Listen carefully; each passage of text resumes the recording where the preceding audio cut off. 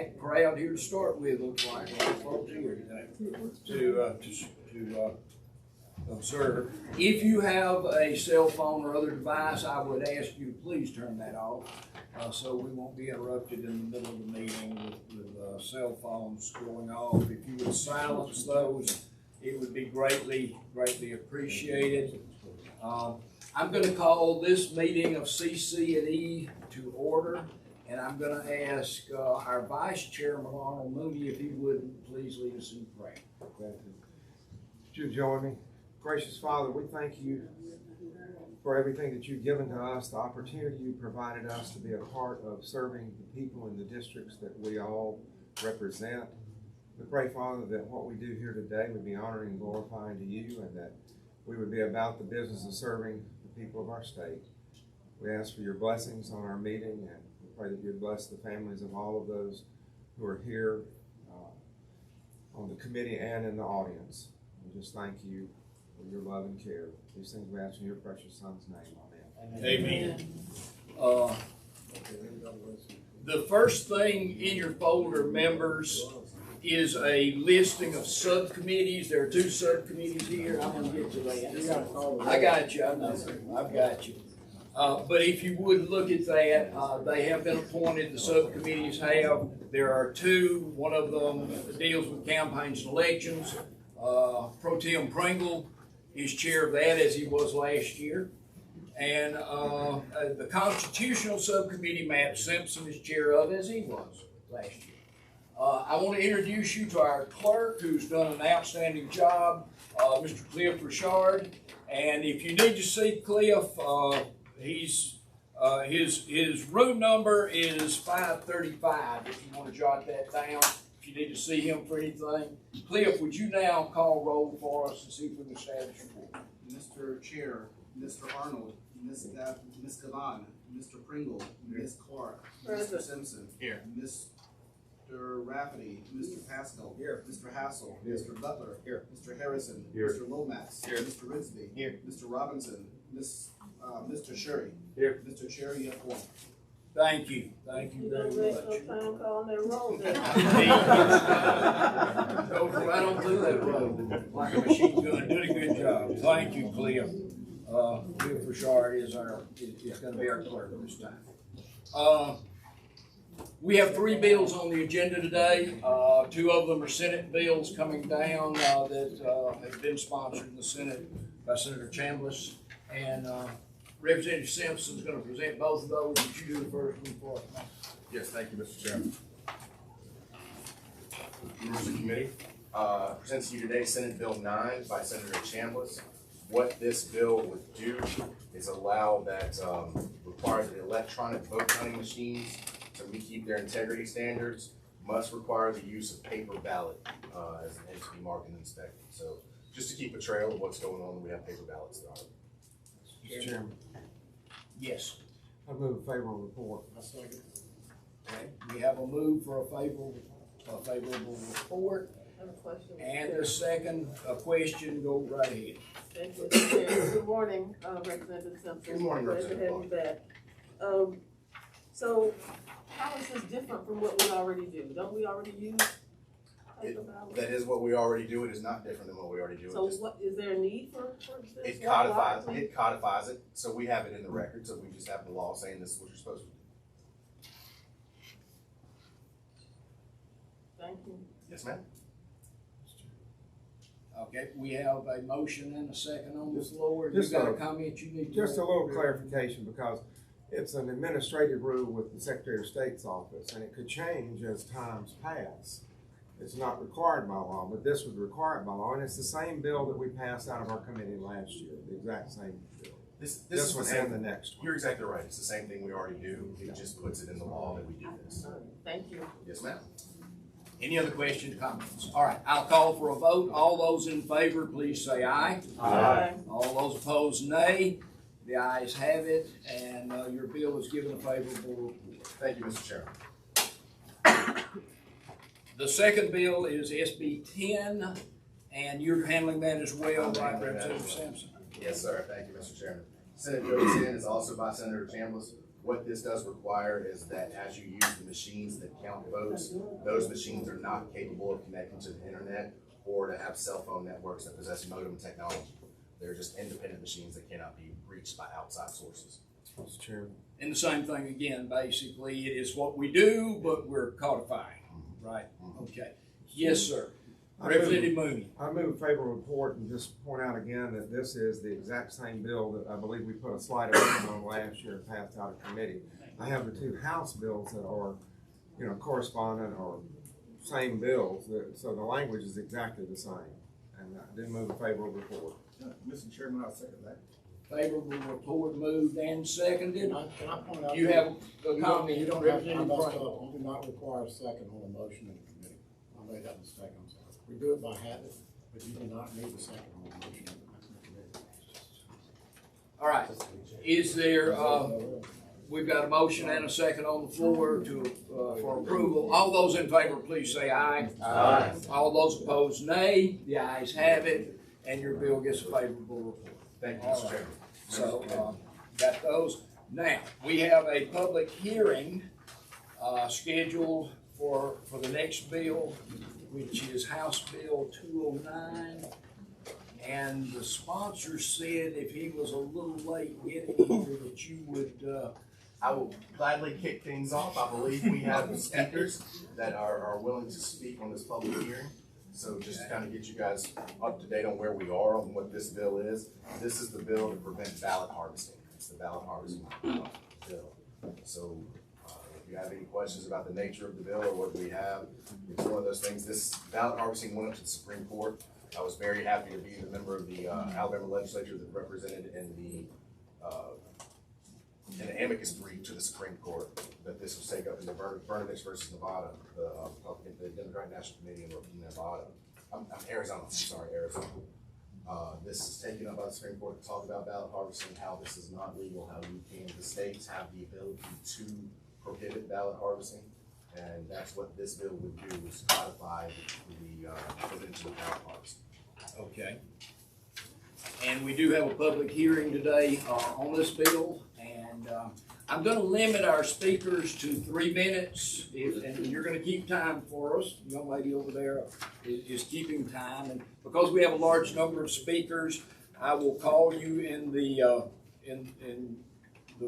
way you listed your names here as you signed in, and please keep your comments to 3 minutes, if at all possible. And Ms. Kathy Jones is our first speaker, and welcome to Constitution Campaigns and Elections. Thank you. Good morning. Thank you for allowing us to have a public hearing on this bill today. And my name is Kathy Jones, and I'm the president of the League of Women Voters of Alabama. And we have 9 local leagues across the state, so we have several of our league members here today, all standing with me as I speak to you today.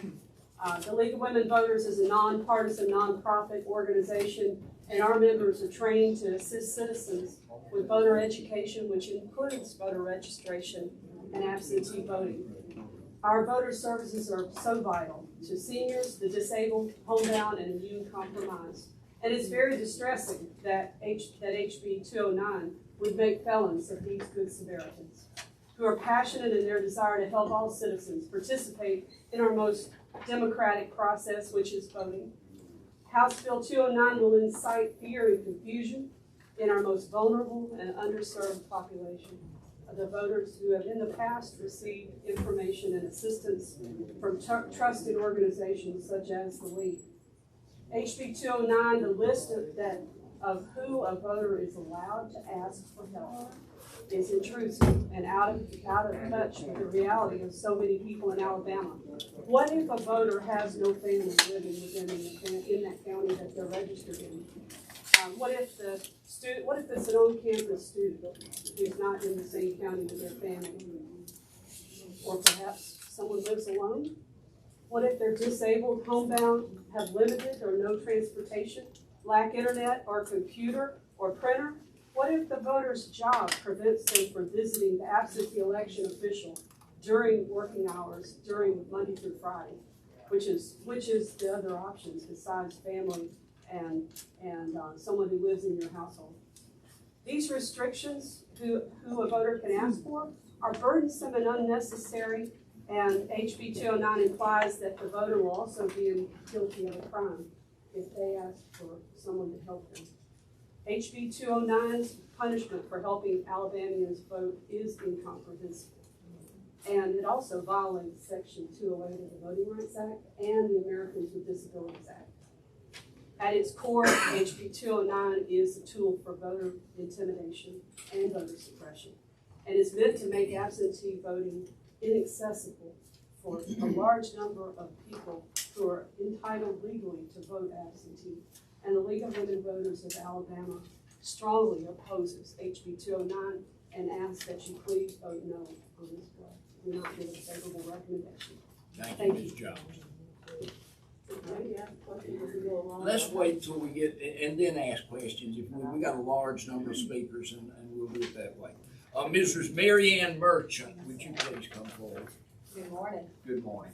My name is Mary Ann Merchant. I'm president-elect of the League of Women Voters of Mobile, and I'm here to express our opposition to House Bill 209. The League of Women Voters is a nonpartisan organization which believes that increased accessibility to the electoral process is integral to ensure that every American can exercise their right to vote. We promote laws and policies that make the promise of democracy real for all Americans. HB 209 is not one of those laws. If passed, it would criminalize individuals and organizations like the League of Women Voters for working to increase voter participation. We would be essentially prohibited from providing nonpartisan free assistance to voters with the absentee ballot request process. We believe that by allowing volunteer groups to assist in obtaining and filling out the forms eliminates errors and allows more people to have their vote counted. I recently retired from the city of Mobile, where I was involved with conducting municipal elections. And I can testify that there are a lot of people who need help with the absentee ballot application. Every election, I was shocked at the number of applications we had to return because they weren't completed properly. I know that many people were frustrated when their applications were returned, so they just didn't vote at all. The absentee election process is complex and it is prone to mistakes. Older adults, the physically challenged or disabled, use the absentee ballot and it is difficult or impossible for them to access the polls. Restricting assistance with absentee voting greatly enhances the chance of errors and disenfranchising those particular vulnerable groups of voters. We believe that HB 209 is a bad bill and we ask you to oppose it. Thank you. Thank you, Ms. Merchant. Mrs. Ellen Buckner. Good morning, and thank you, members of the committee. I'm Dr. Ellen Buckner, Professor of Nursing, Samford University in Birmingham, and Faculty Advisor for the League of Women Voters of Samford University, a student organization. I oppose this bill because it restricts nonpartisan volunteer activities assisting prospective voters to vote effectively and in a timely manner. In particular, it restricts assisting college students who may be first-time voters or voting away from their home of origin and who may not know how to navigate the process, decisions, and requirements. Voting is a learned process. Our organization's motto is for students to understand where to vote, how to vote, and why they're voting. College students have been eligible to vote since 1971 with Vietnam War slogan, "Old enough to fight, old enough to vote." College students may come from other states, but most often from other locations within the state. We conduct voter registration drives on campus, and students face multiple decisions and requirements in that process. We have a number of, we have a number of signs that we use, and this is one of them that we use for our voter registration. So where to vote? They have to decide if they're going to vote at their home of origin or at their campus location district, which is allowed. How to vote? Well, first they have to get registered, and that depends on where they're going to vote. If at campus, what's their dorm address? They can't use the university address. Where's their polling place? How to get there between classes? If their home of origin, how to get an absentee ballot? When to request it? When to mail it? What type of ID is required? And why you're voting. Accessing and evaluating information on races, issues, and candidates is part of their task. TurboVote is used by Samford. We use Vote 411, a League of Women Voters nonpartisan information service. And then we use the Secretary of State's Alabama Votes. College students bring conscientiousness and committed views. They brought engagement in our electoral process. They speak for themselves and their futures, for their communities and our country. Voting is a learned process. As a lifetime educator, it is my right to help them learn to navigate that process. Thank you, Mr. Chairman. Thank you. Our next speaker is Mrs. Barbara Manuel.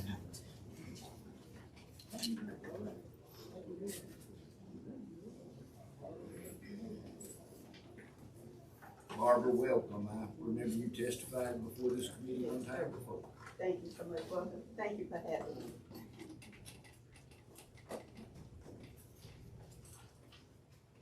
You may begin. My name is Barbara Manuel.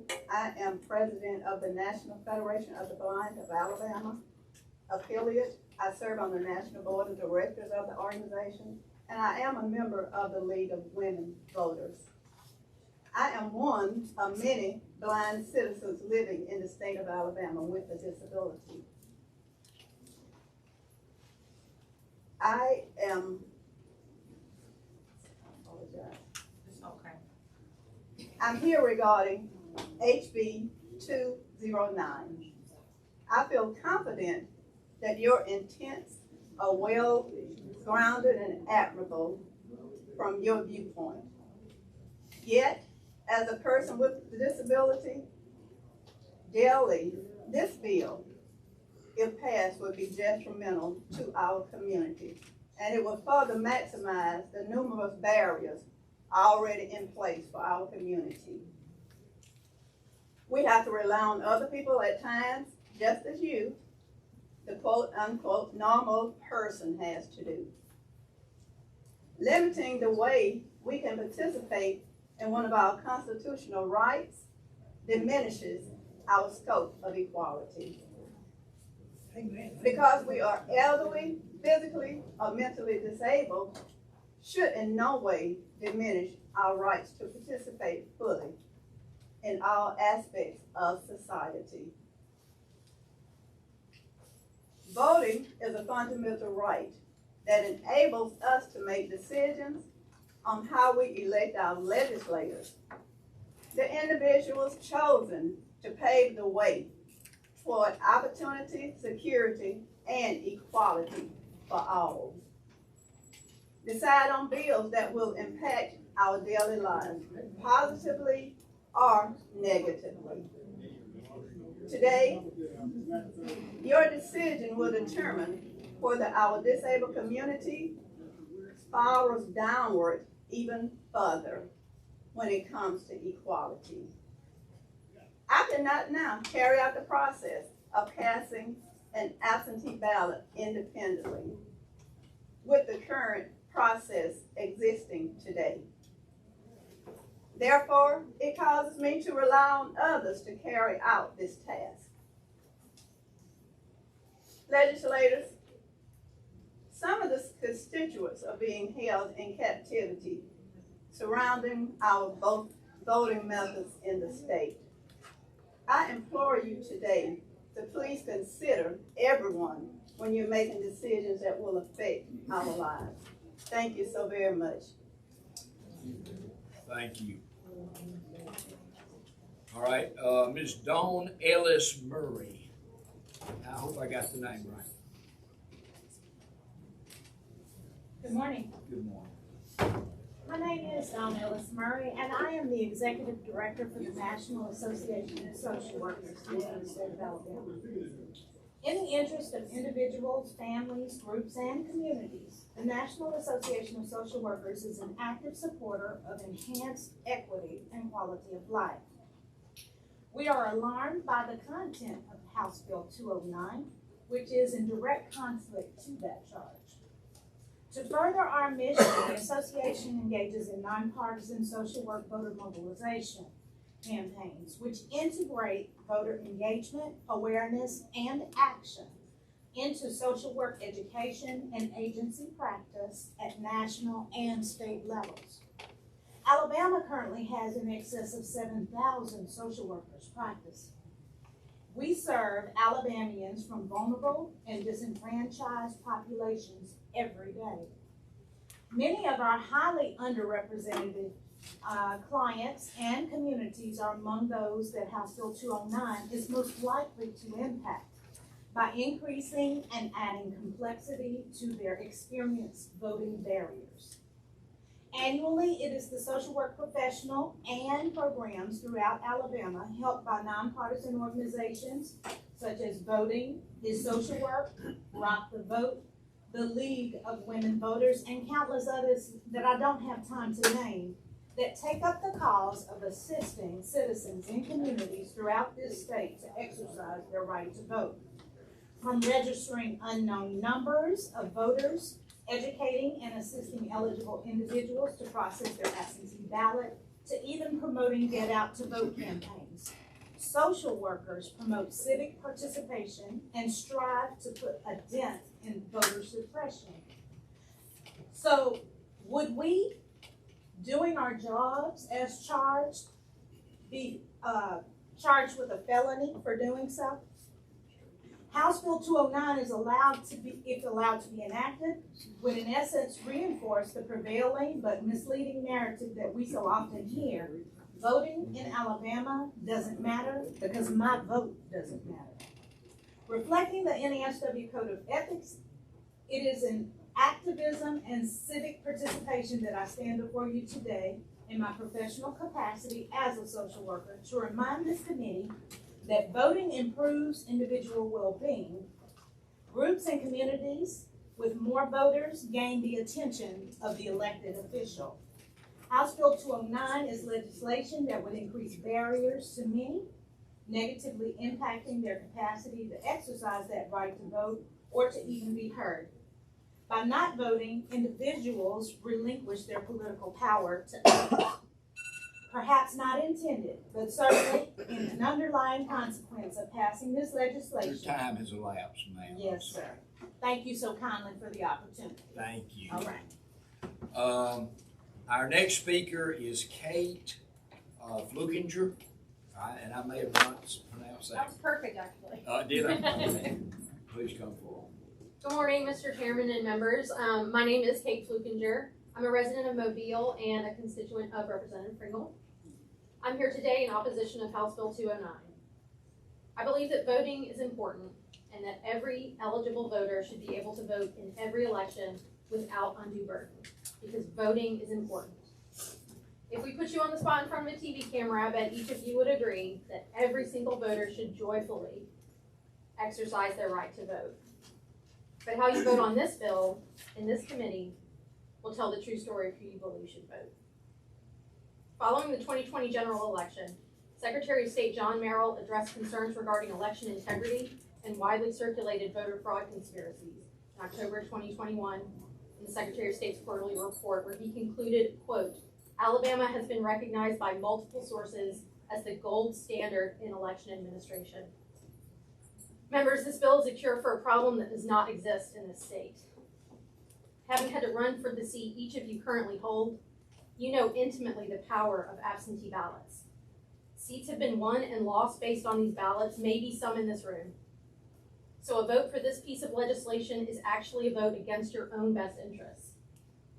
Of course, it's against all of our best interests because a vote for this bill is a vote for voter intimidation and suppression. All Alabama citizens deserve to use their vote as their voice, and there are plenty of us willing to help support their ability to do so. Please do what's right and vote no on this bill. Thank you. Thank you. Mr. Chairman, I have a question. I'd like to ask a question. Can we wait till we finish? We were gonna wait till we finish, and then you can ask any of them questions, if that's okay. Otherwise, we'll not get through our list. Reverend Rayford Mack.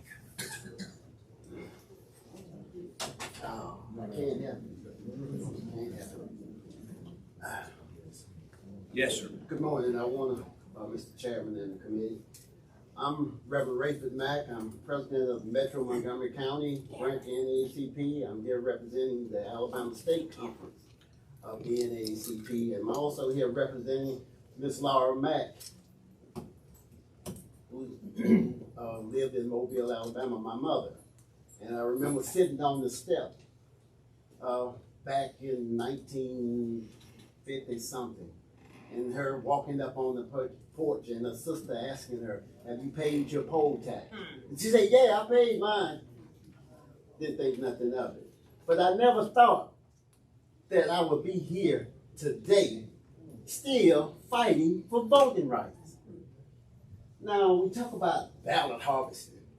I went back and I flipped back through the list. We've had 10 cases over the last 13, 14 years. I quote my friend Johnny Ford. He said, "If you want a stupid law, come to the Alabama State Legislature."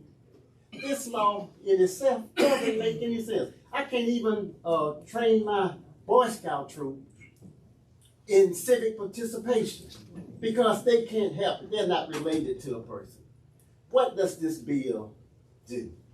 This bill adds and continues the suppression of the vote. It continues the suppression of the vote. You know, it's personal. You know, why make a law and it's not a problem? You know, what it's doing, like fraternities and sororities. A big portion of our work is service oriented to the community. This is going to hinder training. You know, we raise our children to be civic participants. We can't do that. You all are making laws that are not productive. You all are creating laws that is a continuation of the voter suppression that was started when the state of Alabama solidified its constitution back in that first time. We need a change here in Alabama. We need for you all to realize that this is going to be a multiracial society. You know, in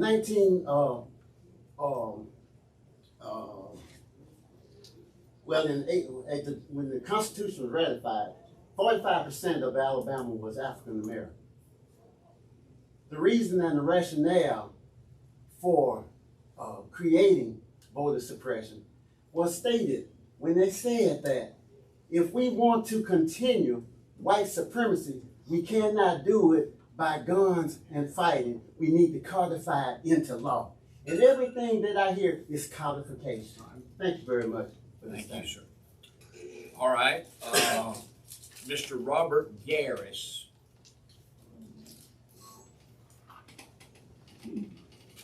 Thank you, Mr. Chairman. I may have a little bit of a unique opinion for you and your committee members this morning. I am an attorney, so fair warning.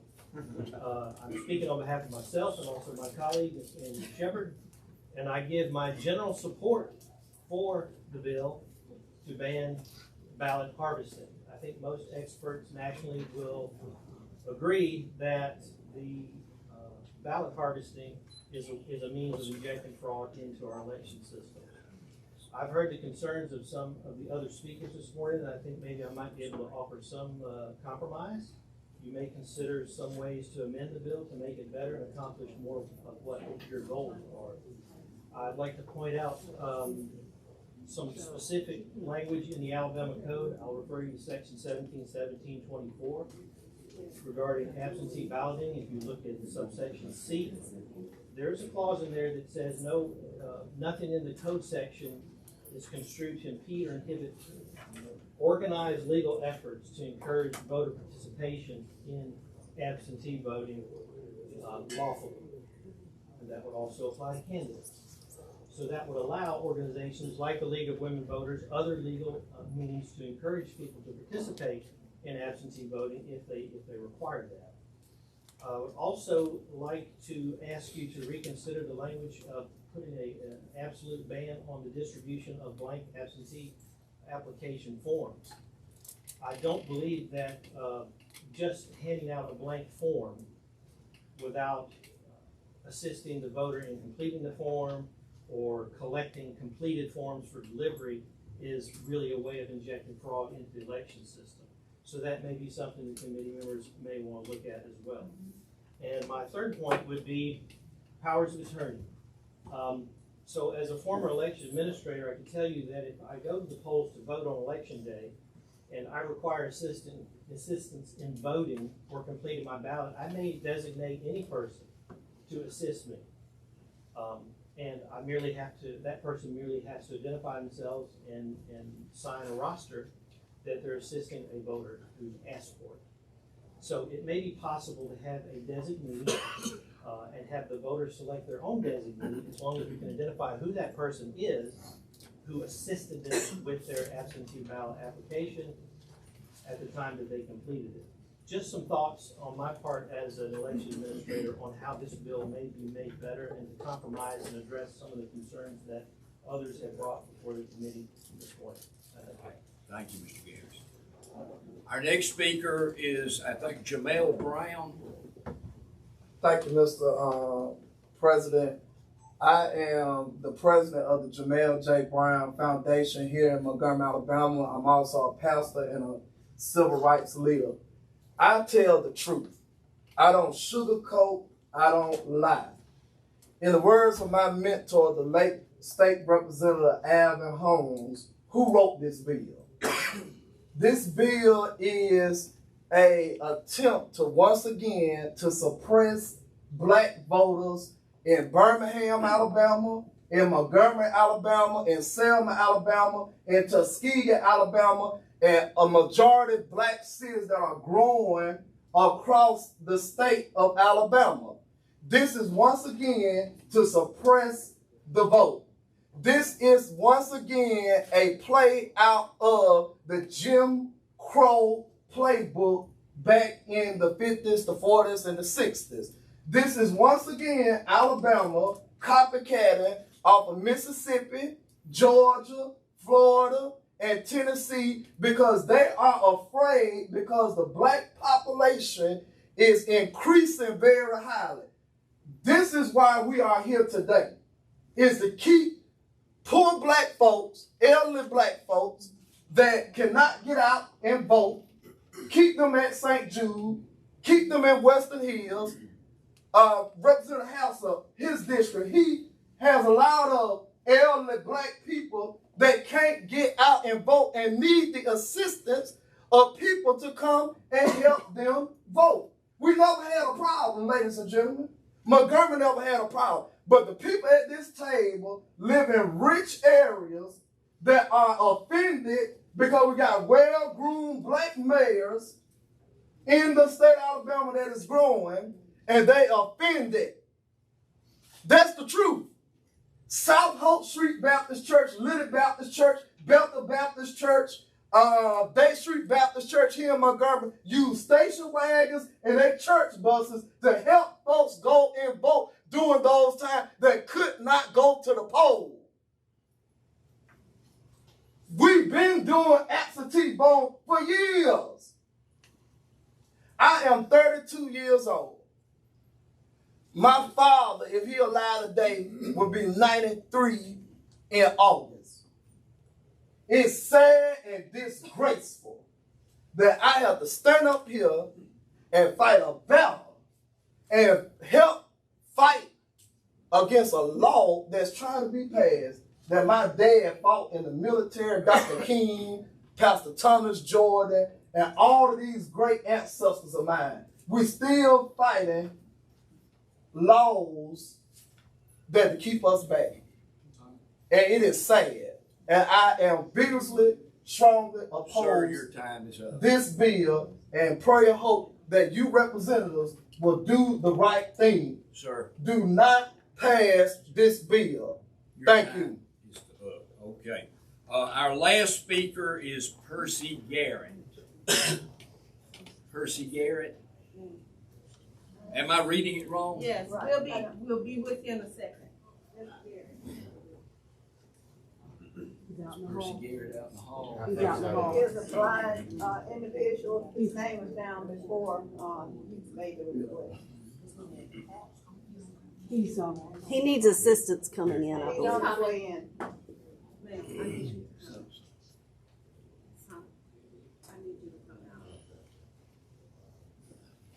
Okay, is the final speaker not gonna be able to He's speak? right there. Oh, there he comes, Well, okay. Thank you. All right. He's looking mighty dapper too. I know, right?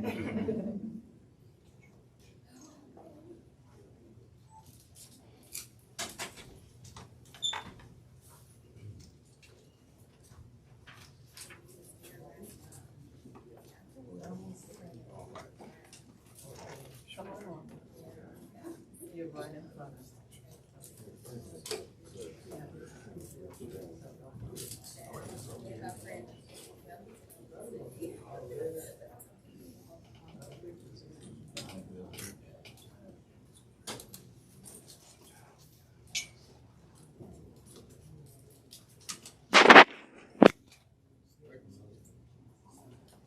You're recognized to speak, sir.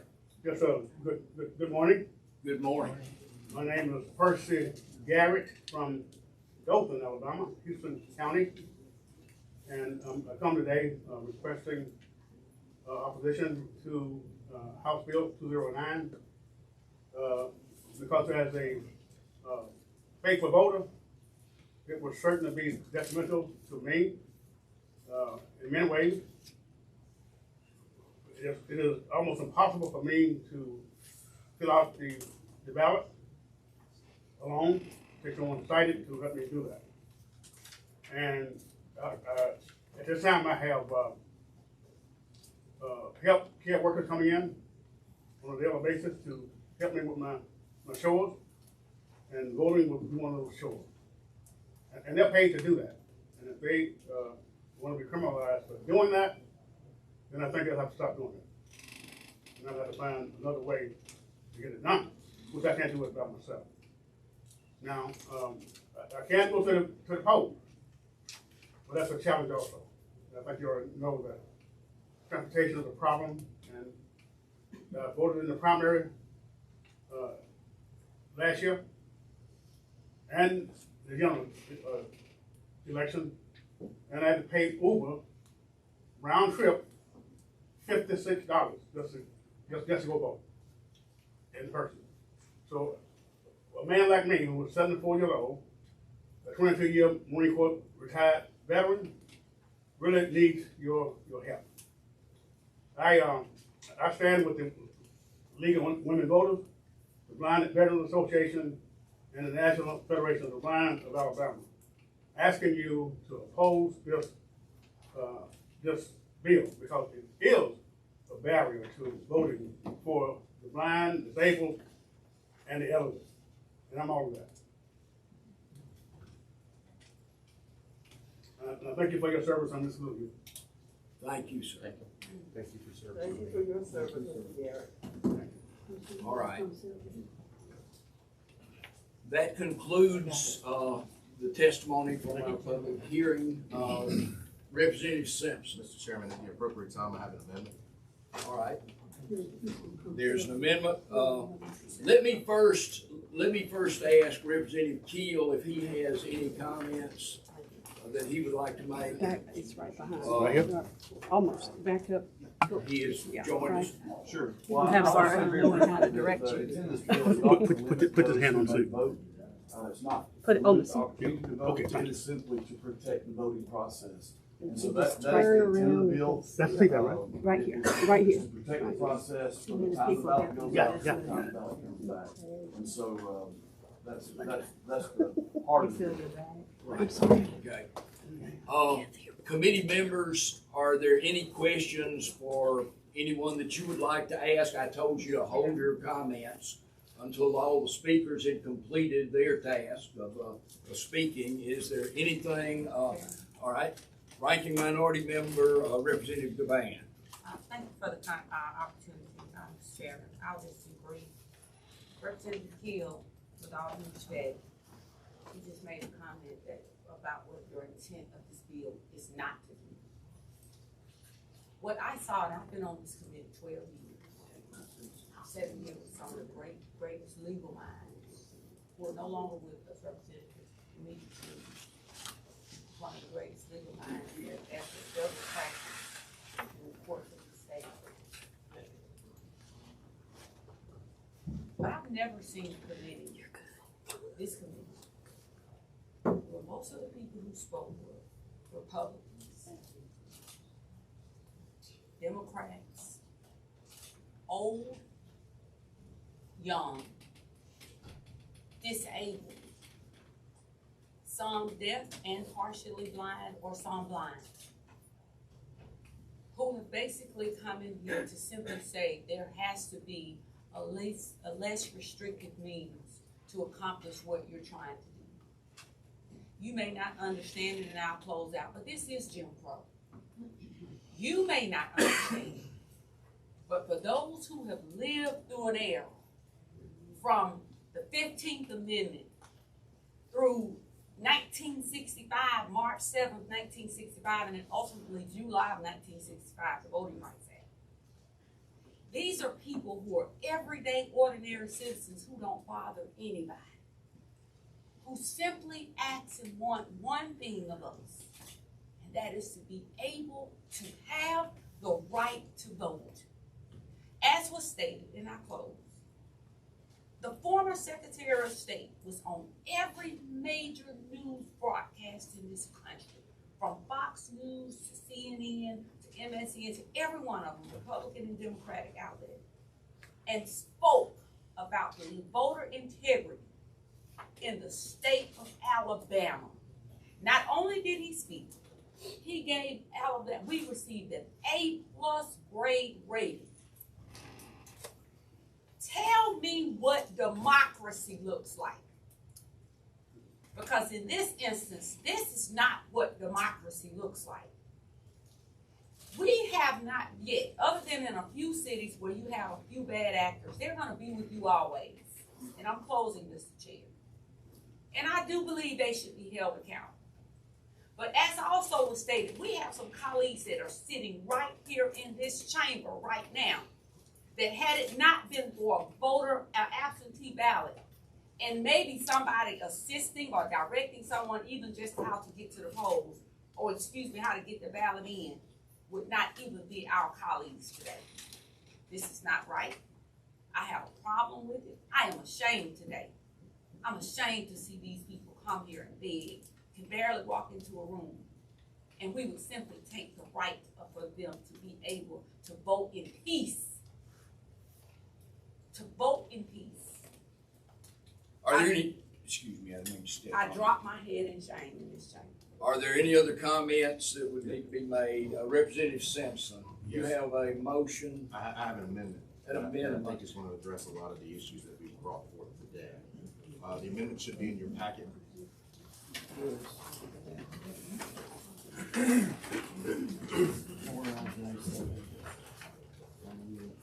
And this is a relatively lengthy amendment, but I'll kind of be brief, brief the best way I can in describing what we're doing. It starts with number 4, LG7 II-1 in your packet, as you see. Is it in front of the bill in the packet? It's in front of the It is in front of the bill, isn't it? That'll help you find it. It's located in the front. And it's 3 pages. Okay. The first action is to replace line 42 on page 2 with the following: distributing, ordering, requesting, collecting, pre-filling. The only change to the bill is adding the word pre-filling. On respect to line 47 on page 2, the language change is distributing, ordering, requesting, collecting, pre-filling, or completing. That will add the word pre-filling in there as well. On number 57, the language will be order, request, collect, pre-fill, obtain, and deliver. With respect to line 63, it's requesting, obtaining, delivering, or delivering an absentee. With respect to line 72 through 73, voter submitting his or her absentee ballot application. With respect to line 81, which the elector resides for elections. With respect to lines 88 through 89 on page 4, And this is where I think it's gonna be the heart of the issue that was brought up today. So repeat that, please, Representative Wilson. Replacing lines 88 through 89 on page 4 with the following language. Hold on. That's the very back page. It's page 2 of the amendment. Replacing lines 88 through 89 on page 4 with the following language. Subject to this section. It says section 2. It shall be an affirmative defense under section 1 if an individual of the voter's choosing provides assistance to a voter due to the voter being blind, disabled, or unable to read or write pursuant to 52 USC 10508. So I think that's a lot of addressing a lot of the issues that we brought up today. It's an affirmative defense, and the state would have to prove that that did not happen. So this covers that exception for the blind, disabled, or unable to read or write. Section 3 shall be unlawful for a third party, and that's the completing of the language through there. On line 91, page 4, replace the collection with requesting, collecting, pre-filling, completing, obtaining, or delivering. On line 96 on page 4 with the following: pre-fill, complete, obtain, or deliver another voter's absentee ballot. On line 102 on page 4, although this bill would have its purpose, that's just renumbering the sections. It was section 3, and then we're also renumbering section 4 to be section 5 on line 108. So the extent of the amendment is generally adding the word pre-filling where it needs to be put in for pre-filling in, and it also adds that affirmative defense for someone who is blind, disabled, or unable to read or write pursuant to the U.S. Code. Pre-filling is generally in place of completing. It was the general gist of it, of the early part of it anyway. Yes. And with that, Mr. Chairman, I'd make a motion for the amendment. Okay, we have a motion for the amendment. We have a second. We're on discussion of the amendment at this point. So, and a question on the amendment, Representative Cobain. Let's go back to page 4 and let's talk about the affirmative defense, because I think what needs to be stated is that doesn't mean that you won't be charged. You can assert an affirmative, that as an affirmative defense upon being charged if these charges are brought against you. That's basically what that means, and then that gives you a level, and I'm gonna use it in a layman's term because I know Matt and I are lawyers, and you all may not understand it. So in a layman's term, that basically sets up an affirmative defense if you can prove based upon your medical history and also based upon the code and the standards that have already been prescribed that someone actually assisted you because you were deaf or you were blind or you had an impairment based upon that particular code section. But it does not say that you cannot be charged. It just simply sets up an affirmative defense for you. It also covers generally the disabled and those who are illiterate, right? And those who cannot read and Yes, write. and so that, but again, it does not, and this is the problem, with all due respect to my colleagues, again, you all are gonna pass this out of here, unfortunately, and I'm hoping that it will not go any further in the Senate. I'm very disappointed with the Secretary of State's office, but I understand with my colleague here, this is a vote to disenfranchise the voter. This is a vote to strip away the rights of those who have the rights to vote. This is further an attempt to impact or have an impact on the black vote in the state of Alabama, and that's what this is. Mr. Chairman? Okay, Representative Clark, do you have comments? Yes, thank you, sir. And I agree with everything that Representative Devan just stated. Mr. Robert Garris was the only opponent who spoke. But Mr. Garrett, I found myself, I'm an opponent, but I found myself agreeing with you. You gave some excellent ideas. In fact, you suggested, if I understood you correctly, that absentee voters be allowed to designate someone to assist them with the absentee ballot. Well, guess what, sir? I filed a bill that would allow that to happen. It probably won't see the light of day in this committee, but I wanted you to know that great minds think alike, Mr. Garrett. Also, are there any others that, are you not finished? No, I also would like to make a few other comments. I have 5 or 6 senior apartment complexes in my district, and many of these citizens vote, Representative Peel, absentee for various reasons. Some because they don't have transportation, like our veteran stated that he did. Sir, how much did you pay for a round trip Uber? $56. That is utterly ridiculous that he would have to do that. If he had called the League of Women Voters, Ms. Cadell back there in Mobile, she would have picked him up for free. But this bill is gonna prevent her from providing that service, and that's not right. Some vote absentee because of mobility issues. Some have other health reasons. Many rely on neighbors. They rely on church members and these community service organizations, not blood relatives, to help them apply for absentee ballots and to complete the absentee voting process, which as I think she's in my district. Ms. Merchant, you in House District? Yes, ma'am. 97? Yes, ma'am. I was happy to hear her give firsthand experience. What was your position when you were actually working for the city and observing how complicated this process can be for voters? I was assistant city clerk for City of Mobile. Thank you. Thank you for sharing that experience, that firsthand experience. You know, many voters like me don't have a child. I do have nieces and nephews, but they're all over the place. So many people don't have a blood relative to assist them. Their relatives could be in another part of the state. Their relatives could be clear across country. Their relatives may not be dependable. The bottom line is that a voter should have the right to choose whomever they want to assist them with the absentee voting process. Disabled veterans, like Mr. Percy Garrett. Mr. Garrett, thank you so much for coming here this morning to testify. Thank you, ma'am. These folk are eligible to vote by absentee ballot. For all of these reasons that I would remind the lady we're on the amendment right now and try to keep remarks. And I would like to offer at the appropriate time an amendment of my own, Mr. Chair. Yes. Well, let's let her finish.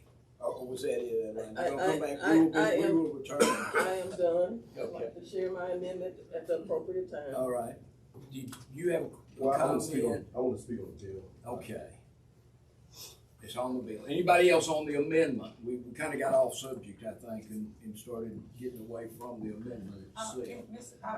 We have the amendment. One last question. One last question, yes. Representative, can we go back to, because I want to be, you mentioned those things. Can you go back to the first section for which you're amending this bill and just explain those? If you just explain to me what some of these mean. Sure. I understand the preview. Yeah, so all it does is it adds the word pre-fill. So if you look on line 42, which is on page 2, line 42 in the current bill, without being amended, says distributing, ordering, requesting, collecting, and completing. The amendment would change the following to be distributing, ordering, requesting, collecting, pre-filling. So it adds the word pre-filling. Define pre-filling for me. So if you fill out somebody else's ballot for them and give that to them and say, hey, I collected a ballot for you, here's your ballot. So you're pre-filling it before they even get a chance to get to it. And I guess the only thing I want to add with regards to the pre-fill, I understand what the pre-fill means.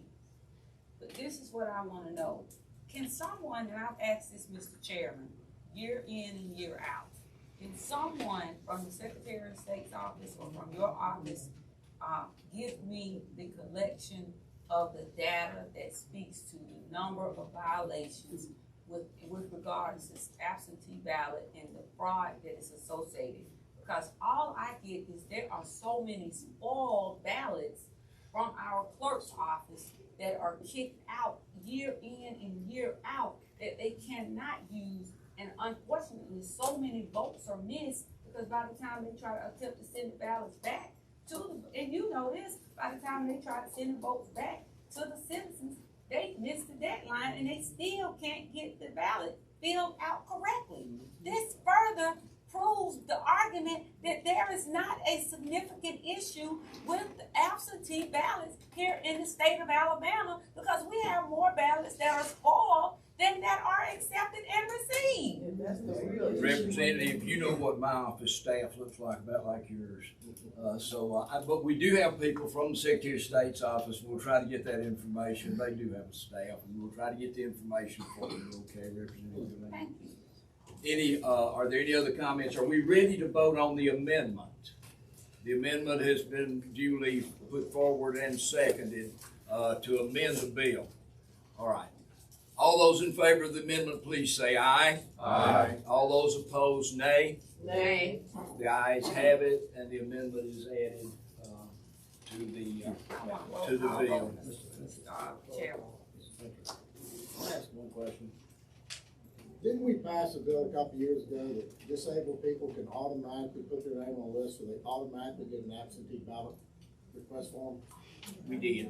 I thought so. So if you're disabled, you can fill out a form. Every election, you're automatically sent an absentee ballot. That is part of it. All right, that's what I was wondering. That bill has. That's not true. That's not true. Saying that if they need that, at that time, they were able to receive help. They will not be able to receive help if this bill passes. That's the decision. Are you saying that bill didn't make it all the way through the No, legislature? The emergency absentee ballot Kathy. request. I'm Kathy Jones. Yeah. I think you're talking about the emergency absentee ballot. Not emergency, but there is a permanent absentee ballot request form. That requires someone to go to their doctor to fill out a form for that 1 year that they can get absentee ballots delivered to them if they fill out the doctor's excuse. It's through that full election cycle, the And then they have to primaries and the redo general it. election. Then they have to redo it, but it's the same basic form, but it requires a doctor's permission in order for them to get on that. Thank you for clarifying. All right. Are there any other comments or questions? I got a couple. Okay. So, Representative Nash. what the problem I have with this bill, because I got to give Mac and Mr. Brown credit on this, and they saw when I campaigned. And in my district, I do have a lot of elderly people, right? And the problem I have with it is that when they want to do an absentee ballot, and they might look, I need help. And people are paid to do this, and it's our duty. It's a civic duty.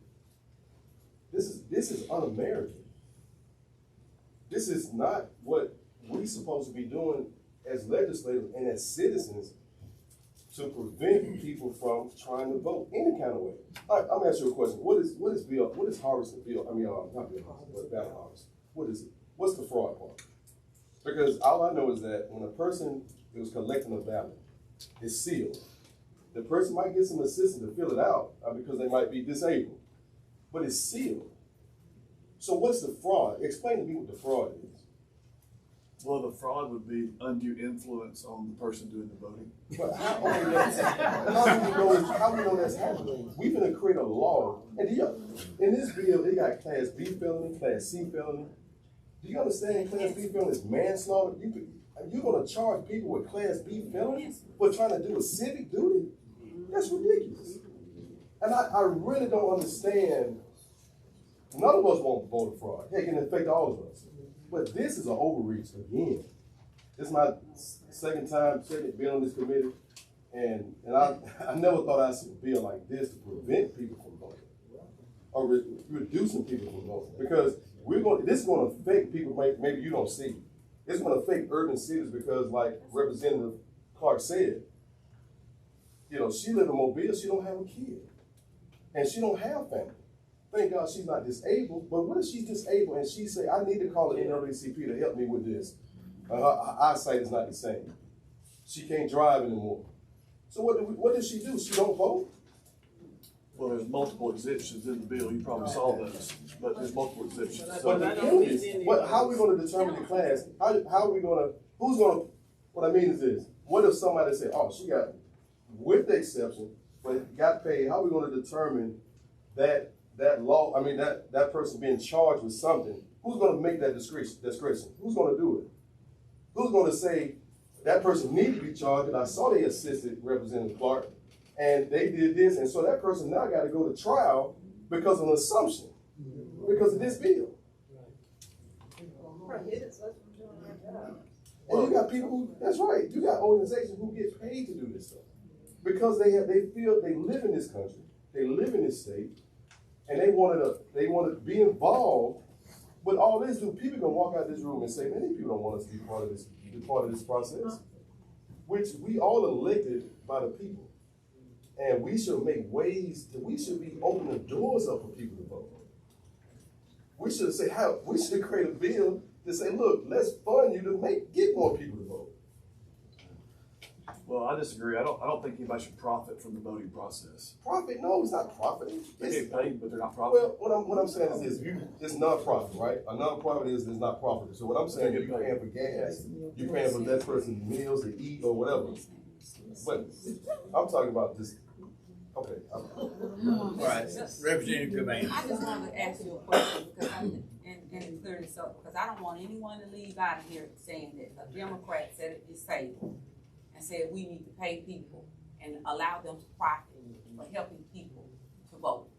I think what I heard you say, if I'm not correct, is that there are organizations, am I correct, that can help or that help people to try to work through the process that may be disabled or have an impairment or what have you. And I think what I further heard you say is that because these are credible organizations that we might need to look at probably getting these people some assistance in being able to and they can assist in ensuring that these ballots are correct and are helping these people that are impaired. Am I correct? Correct. That's correct. Okay, because I think I just want to close this out because I think what the problem is, because I saw the NAACP come up in here. Thank you, Mr. NAACP. One of the problems is that the NAACP is one of those organizations that has been helping from the beginning. This is an attack today on the NAACP. This is an attack on Dr. Reed and the Democratic Party. This is an attack on anybody who believes in a process and that believes in democracy and believes in the right for people to have the right to vote, and especially the power of the black vote here in the South, in the state, in the United States of America, and here in the state of Alabama. I stand by that. That's why right now, Georgia, we have a senator in Georgia that is representing us in the United States Congress because of the power of the black vote. That is why we have a vice president of the United States at 1600 Pennsylvania Avenue because of the power of the black vote. And the bottom line is that my colleagues fear the power of the black vote, and they fear it because they feel that we have an advantage when it comes to absentee voting in the state of Alabama and across this country. That's why we wanted to pass laws that we couldn't even give out a bottle of water for someone standing in line to vote. That's my statement. That's my story. I'm State Representative Wanda Lingavan, and I approve this message. Representative Clark, you want to make a comment? I actually have an amendment that I'd like to offer, Mr. Chair. All right. The amendment is also in your packet, I think. If you will look, it's right in front of the previous amendment.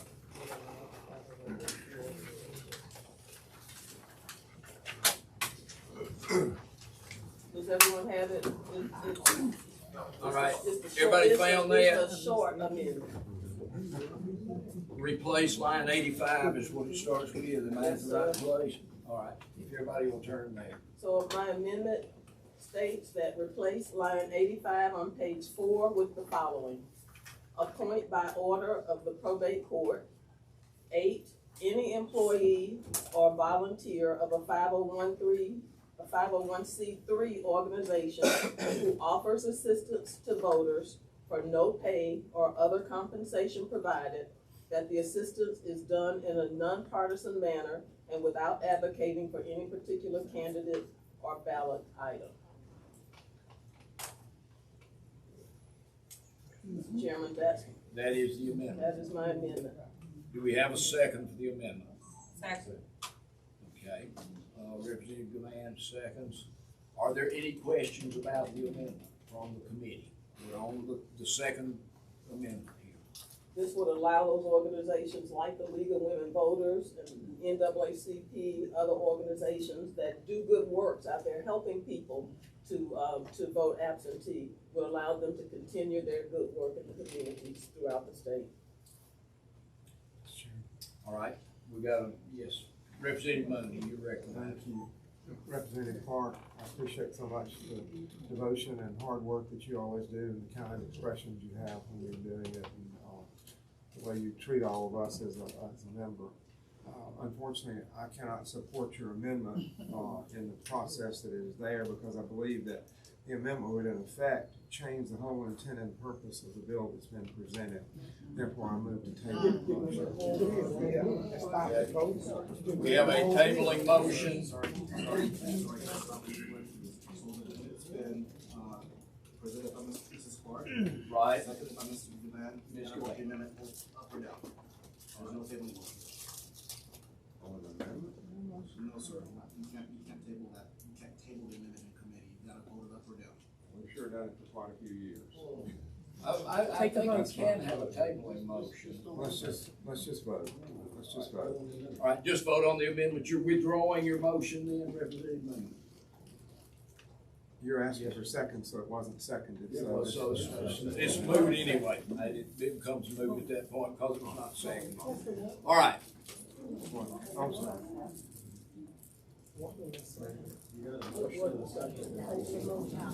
But it was never seconded. It's tabling motion, not seconded. So your amendment's still on the vote. All right. Committee members, we will vote on the amendment that has been presented by Representative Clark. All those in favor say aye. Aye. All those opposed, nay. Nay. Nay. The nays have it. Okay. Now, back to the original. If there are no other amendments or comments, we're gonna have you're asking for a roll call vote. Yes, we are. Okay. Roll call vote has been requested. So, Commissioner Clerk, we're gonna have a roll call vote. The bill, HB 209 is on the table, and we will have a roll call vote. Lord, how much? Can I put it in front of you? No. I vote yay. I have to be mobile. Yes. Ms. Devon. No. Mr. Be Pringle. fine right there. Mr. Pringle, yay. Ms. Clark. I vote no. Ms. Clark, no. Mr. Simpson. Yes. Yay. Mr. Simpson, yay. Mr. Rafferty. Mr. Rafferty. He's not here. Mr. Pascal. Yes. Yes. Mr. Pascal, yes. Mr. Hassel. No. Mr. Hassel, no. Mr. Butler. Yes. Mr. Butler, yes. Mr. Harrison. Yes. Mr. Harrison, yes. Mr. Lomax. Yes. Mr. Lomax, yes. Mr. Risley. Yes. Mr. Risley, yes. Mr. Robinson. Yes. Ms. Robinson, yes. Robertson. Robertson. Robertson, right. I beg your pardon. Mr. Sherry. Shirey. Yay. Mr. Shari, yay. All right. Ladies and gentlemen, that concludes our work. CC&E stands in adjournment. Thank you. Can you sit still for a little while so somebody can read the